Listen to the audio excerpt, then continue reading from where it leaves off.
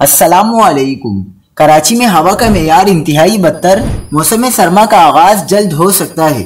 کراچی میں 2 موسموں کا سوئچ اوور ٹائم، موسمی بیماریوں کی شکایات عام ہو گئی۔ کیا آپ حالات حاضرہ سے آگاہی حاصل کرنا چاہتے ہیں؟ خبر کے پیچھے چھپے اصل حقائق جاننا چاہتے ہیں تو ابھی سبسکرائب کیجئے دل مل پاکستان کو اور ساتھ ہی گھنٹی کے نشان پر کلک کر دیں۔ آپ کو بتاتے چلیں کہ کراچی کا موسم بدلنے لگا ہے۔ موسم نہ گرم ہے اور نہ سرد، 2 موسموں کا سوئچ اوور ٹائم ہے۔ کراچی میں صبح کے وقت دھوپ مزہ دے رہی ہے اور یہ موسم بدلنے کا ایک اشارہ ہے۔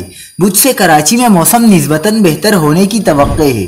کم سے کم درجہ حرارت 16 سے 17 ڈگری تک گر سکتا ہے۔